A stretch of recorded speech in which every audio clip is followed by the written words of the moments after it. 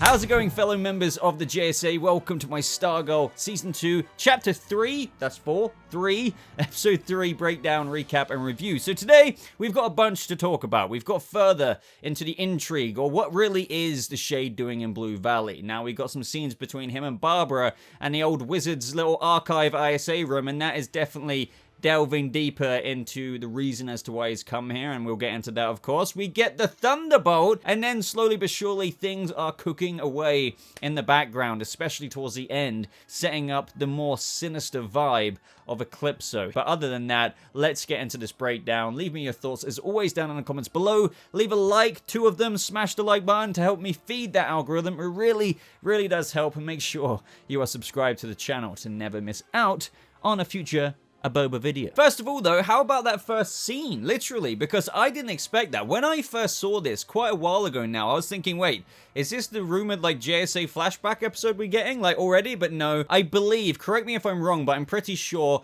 because this says 11 years ago, and especially the circumstances of how they, you know, we had Wildcat come in, call for the backup of Johnny Thunder because they're taking on the ISA. This appears to be just before the first episode where we had that flashback at the beginning where Pat runs in and then you literally see all of the JSA members die at the hands of the ISA, and Pat only just manages to get away with Starman. Now this scene is the events right before that where Pat's getting the car ready to go in just in case, but we have Johnny Thunder come in and he kind of feels a bit like Pat, and obviously Pat can identify with him being the sidekick. He's always usually the one benched, and in this situation here, like, Johnny Thunder feels like he's always the JSA member getting benched. Also, just the way that this scene opened up as well was really cool, because we got to see those archived newspapers again of, you know, the Star Spangled Kid and Stripesy and, you know, defeating Dr. Wood. I can never pronounce that, but overall, I just enjoyed everything about this scene. Maybe it isn't as good as I'm imagining it to be, but I feel like anyone is very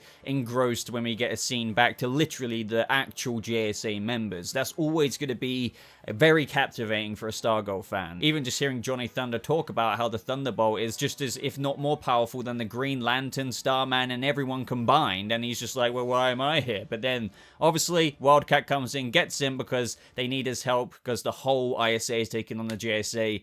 But, unfortunately, we know how that ended up. Other than that, there's cool little things in this scene. You know, you see the original Star Spangled Kid costume slightly from behind. It would be cool if we got, like, a really big close-up of that, but we didn't. But, you know, I can't wait till we actually see the new JSA, actually. This is one thing I do want to see, because we don't see it nearly enough. Actually use the JSA's headquarters. That would be awesome. This is when it picks up in the episode with him doing his paper route. He's getting confronted by those school bullies, and good on you, Mike. I'm glad that you actually took the piss out of them back before, you know, they went off to rough him up a bit. Courtney, obviously, as of when we learned at the end of last episode, when she heard about the Shade being kind of bad news, she couldn't have been more ecstatic. So when we pick up in the Stargirl household this episode, she's just like, the Shade has no idea what he's up against. We have Mike arrive home just after the paper route. He reads the Shade's file, and then immediately Pat is already on it saying, well, that's nothing you need to be worried about, Mike. And he's like, yeah, whatever, you know, just sad Mike walking away. Once again, it's just kind of rubbing in how he wants to be a part of the team. And, you know, when I was watching this for the first time, and as I've got on my notes here, I can't help and couldn't help but always think back to the photo that Cindy had pulling out of the Injustice Unlimited file. I was just like, please, Mike, just don't push Mike away. Don't push Mike away. But of course, you knew when the next scenes were happening, when, you know, we had Mike's boss ring him up saying there's still a couple of papers that you need to deliver, I believe, to a couple of the clients. He writes down the address, but the pen doesn't work, so he gets the other pen, which Courtney completely forgot about, which was the pink pen. And if you remember from my trailer breakdowns, I was thinking, man, are they really gonna give, like, in this iteration, the Mikey Thunder storyline, so to speak? Because up until the end, like, obviously the pen is with Jakeem now, which actually, we're gonna get to that. I feel even worse for Mike, because he seemed to be like the perfect candidate, really. It would have been really cool to see a Mikey Thunder. So we see him go along his paper route, and because he had already made a wish, like, he wanted to be a superhero, I wish I was a superhero, that kind of woke the Thunderbolt up. But since he hadn't quite said the magic words, I guess the wishes weren't granted there and then. But since the Thunderbolt got woken up through his initial wish causing the little spark, that is where he started seeing so cool everywhere. Now, I do believe for the Thunderbolt, Johnny Thunder did used to have to say the Thunderbolt's name, which was YZ, like CU. I always, this confuses me in my head, but like backwards. But now it's like the latest iteration is so cool, but it used to be like CU, I believe. But now all he has to say is so cool, and as a result, that is indeed what brings the genie out of the bottle, so to speak. And so Jim Gaffigan's Thunderbolt comes out, and I thought it was great. Now, CGI-wise, I am perfectly happy with it. Like, I wouldn't really expect leagues beyond this. I feel like Jim Gaffigan brought out and voiced all of the characteristics of the Thunderbolt. You know, you have to kind of wish, and I like how they demonstrated it throughout the episode, the specific wishing. Because what's the catch with the pen, right? If it's as powerful as the Green Lantern ring and all of these things combined, well, why isn't it just so easy to use? Well, that's because you need to be the type of guy to know how to navigate the wishes. Because if you just wish for one thing, as you saw, like, I want you to stop the bullies, well, all of those stop signs started coming out of nowhere. And yeah, that's how it can be kind of inadvertently dangerous. You have to really specifically request your wish. Then on the other half of things going on with the new JSA members, this is when we're getting a bit of a briefing from Pat. Because yeah, it's about time, because at the end of last episode, obviously, they very much so learned about the Shade, but we had a lot of, you know, new Green Lantern stuff going on, which reminds me, no Jenny this episode.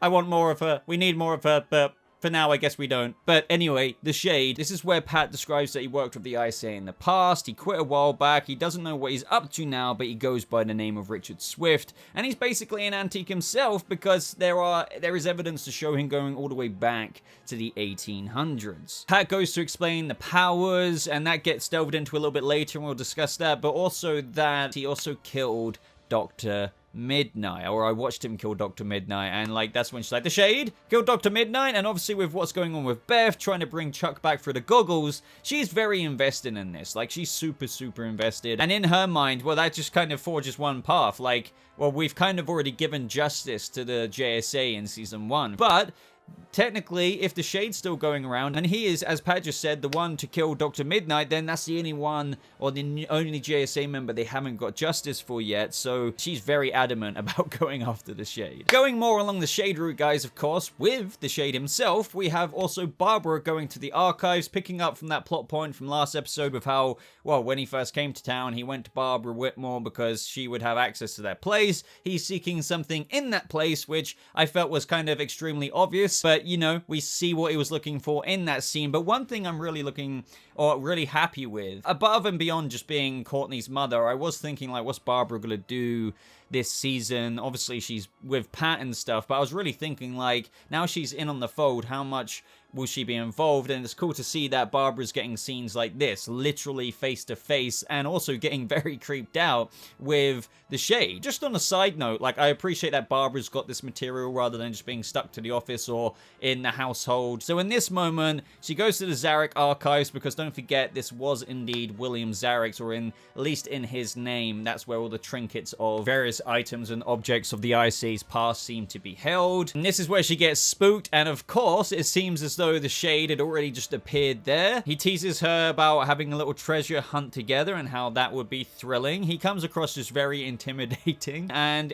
is there anything in particular that you're looking for, Mr. Swift? And he says, I'll know when I see it. And that exactly did literally happen. He looked down and he saw the box, but it was empty. Now, what was in that box? The black diamond. Now, the Shade does request to just keep the box, because he's just like, well, it's empty, so, you know, why can't I take it? But she's like, well, technically you can't do that, and understandably so, it still doesn't belong to him, and he's not happy with that. And I like how he gets right up in her face. All the lights turn off, he disappears, he's got the black diamond's little box. We see something with what he's doing with that in terms of the end of the episode, and we'll save that for them. Other than that, it seems as though, you know, one thing we can draw out of this, he went to Barbara because he wanted access to William Zarek's archive room. What was in the archive room? That's where Cindy was at the end of last season. It's where she found the black diamond. He was seemingly also after the black diamond, but to what ends? Was he looking to equip Eclipso to completely do what Cindy is doing? But obviously with Cindy, it seems that she is underestimating Eclipso, if anything, being manipulated by him, not the other way around, especially with how it ended up last episode. It's certainly intriguing, and it's going to be interesting to see what you guys think about what the Shade is up to. Up next, this next scene in summer school just really intrigues me because even where I'm at in the episodes, like there's not, and this isn't even spoilers, it's just no spoilers really previous, like there's still not major clarity with this. So we see in summer school, we see Yolanda, just like in that church scene, get literal like mad migraine like pain. Like that's no joke, that's like literal pain. And one thing I want to point out, we hear the exact same sound effect as what Henry used to hear, as to what Brainwave, whenever that sound was on screen, the little woo kind of noise, it's like the whammying sound from if you have that kind of mind reading or whatever ability. Now, I'm not saying Yolanda's gonna be like a Brainwave Junior or anything, but it just intrigues me because when I first saw that in the church, I thought, well, is this Eclipso trying to mind whammy her with her corruption of killing Brainwave or something? But yet again, there was no like black diamond in this moment or of imagery or something that was happening. So what is going on with Yolanda? It's like is Brainwave, I mean, I really don't think this is the case, but like a part of me so deeply wishes that Brainwave Jr., Henry's still out there, and that pain that she's experiencing is like him trying to whammy through and say, save me, but obviously he'd be under that rubble, completely crunched. But what else would cause this pain? Also, specifically the Brainwave superpower sound.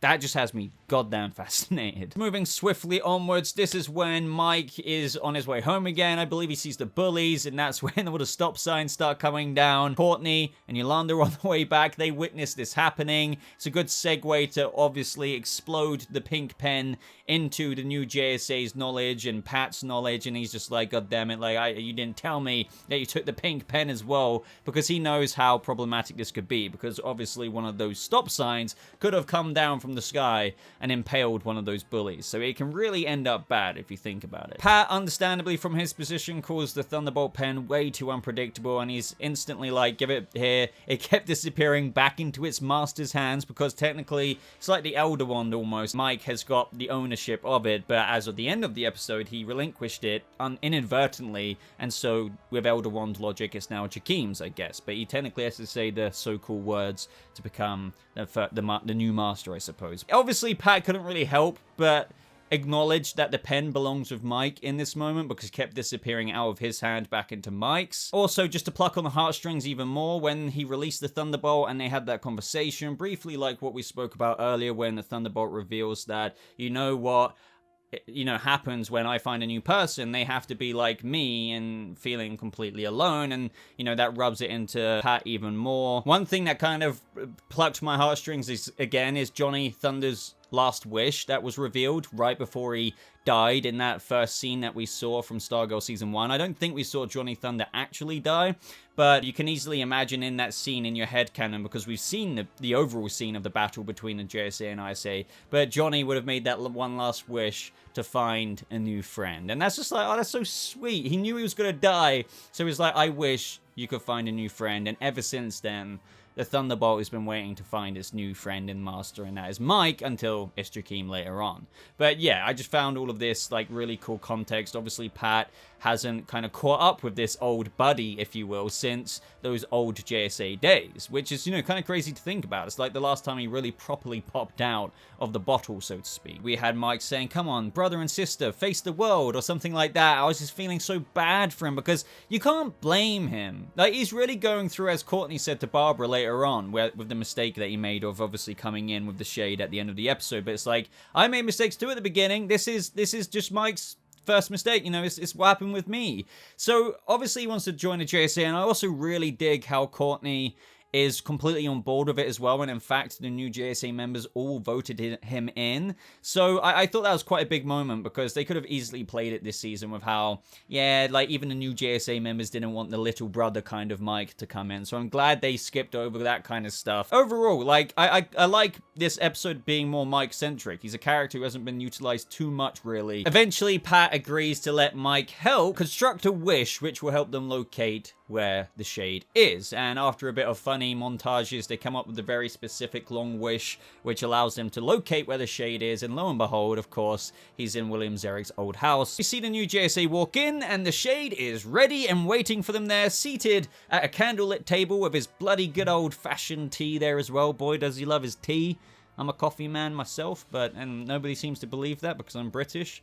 not all of us drink tea, you know? Once again, ever since seeing this moment in the trailers, I was just dying to see what would happen. I love the dialogue, you know, between Pat and the Shade. Like, all the chips are on the table, so to speak, in this moment, because he's just like, you know, it took me a moment to place the name in the diner. The same sidekicks, different star-spangled kid, I suppose. He recognizes Stripesy from the days of old. I also feel like people really need to pay attention to the dialogue in this scene. For example, we always wondered what really got the Shade kicked out of the ISA, or was he even kicked out? And this is when he even articulates himself that their interests were aligned only for a moment, but birds of a feather we were not. Jordan Marquand and his merry band were no friends of mine. So, if you haven't gathered already, the Shade is truly self-serving. Now, that doesn't make him the most outright villain, nor far from a hero, but it seems that his time during the ISA was literally only in mutual interest. They're all literally like lunatics. Like he said that himself. Icicle was a lunatic. If there's one thing worse than a man who wants to rule the world, it's a man who wants to save it. Also, other things that I found super fascinating is when Beth was going mad at him. It's like, you know, you killed Dr. Midnight. You murdered him. You don't deserve the gentle approach. And he's like, I mean this in the nicest possible way. You don't know what you're on about. Now that screams to me, it's just like, with all due respect, like, you weren't there. You don't know what you're on about. So I feel like there is indeed more to that. And it's going to be interesting because as far as that fight happened at the, you know, in season 1, episode 1, where you saw like the hands grab Dr. Midnight and, you know, he was like, Stripesy, and then he gets grabbed back. In my notes here, just when he just even said, I mean this in the nicest possible way, you don't know what you're talking about, I literally wrote down my first time seeing this, oh my, like what does he mean by that? Like, as the conversation unfolded though, and this is what we were speculating a lot of, you know, before even the season came out, he says things like, just to reassure you, I have no dark design on Blue Valley. Just stay out of my way and I'll be gone before you know it. So the way I vibed Shade from this episode when I first saw it, obviously he wants the Black Diamond. We'll talk about that moment where he was like holding his hand over the box, and especially the lines, what he said. Pair that line with the end of the episode to what I'm talking about now, and add that together. It seems that he's going after Eclipso for, I don't think it's a diabolical reason, but also he's not here to be best buddies with everyone. So like, he is antagonistic in a way that he will completely bitch slap you if you get in his way. But as he says so himself, I have no dark design on Blue Valley, but just don't, just F off kindly, kids. Like, just get out my way. And that's kind of how the Shade is. So there can still be quite a bit of rough and tumble between the new JSA and the Shade still, because, well, the new JSA are like these new gleaming heroes of hypervigilance, and obviously that's mainly Courtney being spoken about there, and that can be a bit annoying to a guy who goes as far back as the 1800s. And then lastly, as to the actual reason as to why he's seeking that Black Diamond, and if he has no dark desires, it's like, well then why are you here? And he says, you know, young lady, I'm not being coy, it's just better that you don't know. And that's when Mike comes in to try and prove himself, and I can't blame him here at all. He does the wish, it backfires, that unleashes and tests the patience of the Shade, and that is when such a show of power was displayed. It couldn't be stated any more than that. He slaps everyone. I like how the Cosmic Staff managed to also like hide away that little hand of Shade as well, showing that, you know, what Starman did does ring true to today. As far as Wildcat, Dr. Midnight, Hourman, they all got bitch slapped. They can't do anything. After this, we had that scene between Yolanda and Mike. She was kind of trying to seek some reassurance, I think, for her actual act of killing, because she literally did swipe. And I have a teeny issue with this, only because they try and paint it that Mike killing Icicle is a complete accident, like he didn't do it deliberately. But I'm sorry, go back and rewatch that scene, because in this specific dialogue, he said, all of a sudden, you know, just blah, blah, blah, and all of a sudden I look up and he's an ice of cubes. Not really. If you go back to that scene, Mike must have been looking away like that while still having his wheel on the car and foot on the gas the whole time, to then just be like that, because Icicle was in the road for a minute, like he was, and then Mike came in. So I don't know, they're trying to put it off as that moment of last season in that finale, like Mike just looked up and killed him, so he doesn't really have a guilty conscience. It's just something that kind of panned out. So it's not exactly the same action as Yolanda, but it's just, for me, it's a bit hard to believe, because clearly here they don't want to have Mike's character dealing with the same thing as what Yolanda does, and Yolanda kind of seeking that reassurance almost from somebody in a similar position, even if they're younger. It was thrown away because, understandably, they don't want Mike to be a killer, kind of like how Yolanda was, albeit in an understandable context, because Brainwave would have killed everyone if she didn't do that. But it's still something to deal with. But yeah, do you agree with me? Watch that scene again. Definitely seems like that was premeditated to save the day, because it was Icicle, but they're trying to put it off like, no, it was complete fortunate accident, but it kind of wasn't. Once again, just to reiterate things, I felt really bad for Mike in this moment, because it's not like, you know, he says he screwed up, and it's just like, not like anyone else hasn't. So I feel bad that in this episode, as much as getting like awesome moments, he also keeps getting put down, and then at the end, this is another put down moment, because he kind of blew it, but Courtney's blown it, everyone's blown it, you know, Owlman's blown it for being impulsive, and he thought that the pen was his ticket to the JSA, but now he just kind of wishes it was in better hands. Boom! Goes to Jakeem's, and, you know, he didn't mean to say that, and the pen is gone. So Mike, albeit, yes, it's kind of ironic in a way, he literally is the Pat of the new JSA. Like, he's kind of in the JSA now, he's very in the fold, but now he's lost the pen, he's kind of back to helping out guy whenever you can kind of thing. But that could also serve for an arc for Mike to try and actually truly find his own original identity within new JSA. But then, of course, we cut to Jakeem, and I was wondering, because as I said, I kept saying from the trailers, we keep seeing Mike with the Thunderbolt, but no Jakeem, and this was their way of doing it. Very quick cameo scene, but just to show you that the origin story for his character has thus begun. You know, the Pink Pen appears, he's playing a video game, his sister and family are calling him a loser, and obviously the pen goes to somebody who feels like he does, completely and utterly alone. Jakeem feels like that, and he's got to find his place with the Thunderbolt, and he will be the one to be the true mantle holder. But I do feel bad for Mike, because arguably, he could have actually genuinely have held the mantle. Just as good as Jakeem. This is when, between the adults now, Barbara fills in Pat on what the Shade wanted, and it was that box, but what was in the box, of what she found out through the archives, I believe, is a black diamond. Now, that rings a bell in Pat's head because of his previous dealings with Eclipso, obviously of the days of old, of the original JSA, and he says, that's not a prop, Barb, that's the black diamond, and that's something very, very bad. And obviously that's meant to tee up Eclipso even more. I wholeheartedly love the music they play in these scenes, because it's trying to tell the audience, bad, bad, bad, bad, bad, bad, bad, bad, bad is coming, it's coming, it's coming, it's bad. Also, to drill that in even more, we have that scene between Rick and Beth. On top of, like, you know, revisiting the divorce drama and her feeling really upset about that, that's when the goggles come in. Chuck, it's not like the crappy AI, it's like Chuck that temporarily comes back, and he warns them that Eclipso is here. And that's, unfortunately, as far as he got before the goggles shut down once again. Then, ladies and gentlemen, the ending that I kind of kept talking about, this opens with that wide shot. I love that, going towards like the little bell tower with the Shade on top of there. Now, this links very much so into the Tea Party dialogue confrontation scene, because he says, with a very kind of concerned, and I argue, like, not only just concerned, it's like he was kind of haunted in this moment. He was kind of like almost using his Shade powers or something. It's kind of like he was sensing the box of where the black diamond used to reside before Cindy took it out of the box, and that's all he has. So he's trying to like gauge it, and he says he's going to kill those children. Now, that wasn't said in a gleeful way. I feel like that was a very interesting way to end it off, because we learned a lot more about the Shade. There was such a power show at the end there, so he isn't a guy who's going to be buddies with anyone. But then, like, with him seeking the black diamond, and then that line at the end that he's going to kill those children, said with such,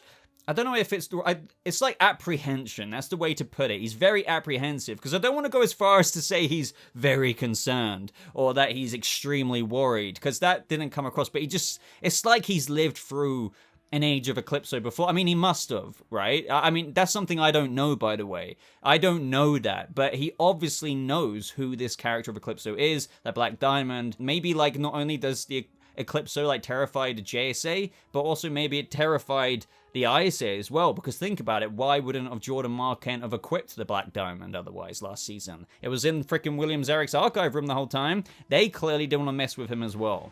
So that is, I feel like, a really good way to end off the episode. And yeah, that was it, guys. So I feel like, once again, Stargirl Season 2 isn't like going head over heels into absolute action left, right, and center, but I don't think Stargirl Season 1 did by episode 3 either. I'm really happy with it. I thought this episode just took things further along with the storylines that we already had. We didn't get any Grundy in this episode, though, and I would have loved that. We didn't get any Sylvester Pemberton. That seems to be a very, very, very slow burner subplot from last season. And then lastly, Jade, or should I say Jenny, the new Green Lantern, is still missing, and I wonder when she's going to turn up again. But other than that, I guess they wanted to really tee up Eclipso at the end there. Get the Thunderbolt in there as well. This was a really good episode for that and Mike.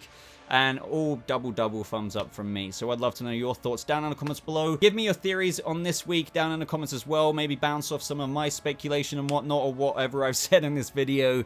But go ahead and like the video if you did enjoy it. It really does help feed the algorithm and, you know, helps YouTube recommend this video to other users. And subscribe for more videos like this on the channel. But thank you so much for watching, everybody. I hope you all have a lovely rest of your day, and I'll see you members of the new JSA in the next video. Goodbye.